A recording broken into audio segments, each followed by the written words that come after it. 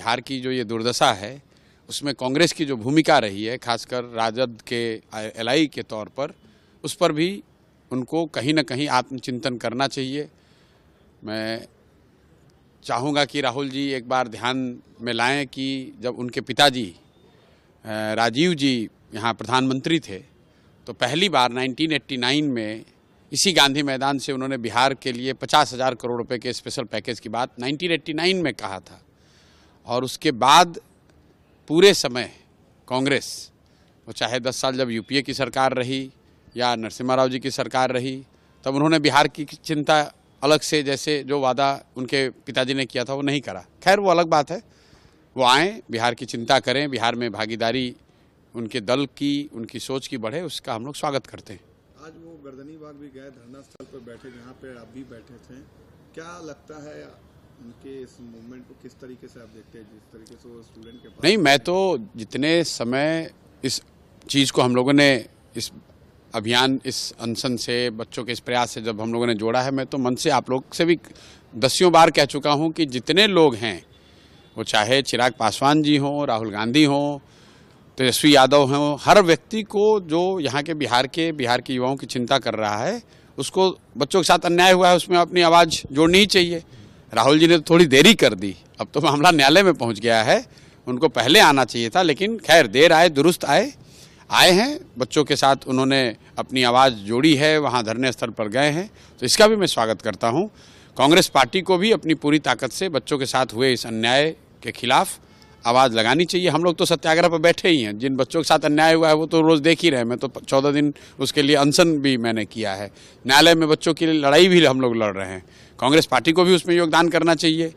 Congress party में इतने बड़े बड़े वकील हैं, उन लोगों, वो कानून के बड़े जानकार लोग हैं।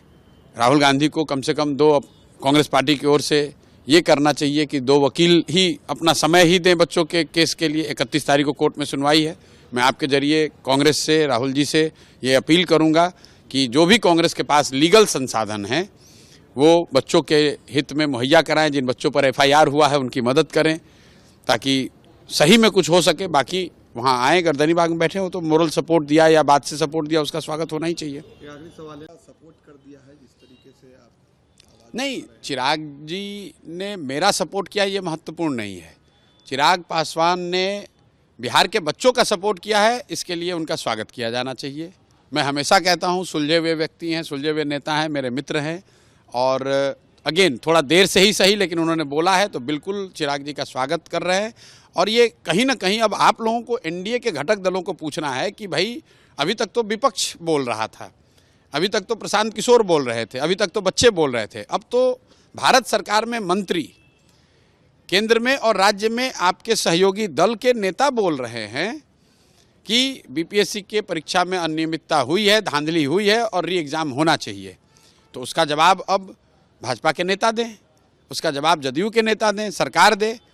और मुझे मालूम है वो नहीं देंगे, लेकिन न्यायालय ने कह दिया है, सो कॉज हो गया है, 31 से पहले जवाब तो देना ही पड़ेगा। देखिए, बच्चों के साथ अन्याय हुआ है और हर वो प्रयास किया जाएगा कि इस अन्याय के खिलाफ लड़ाई को जारी रखा जाए। सिर्फ बीपीएससी अभ्यर्थियों का मामला नहीं रह गया है, अब ये मामला बिहार के हर उस युवा का है जिसके साथ पिछले कई वर्षों से अलग अलग प्रतियोगिता परीक्षाओं में अन्याय होता रहा है, पेपर लीक होता रहा है। अब ये हर उस युवा का मामला है जो नौकरी की आशा में तैयारी करता है और उसकी नौकरी को आप भ्रष्टाचार की भेंट चढ़ा देते हैं, बेच देते हैं। अब ये हर परिवार में वो चर्चा का विषय है कि बिहार में इस तरह का भ्रष्टाचार हो रहा है।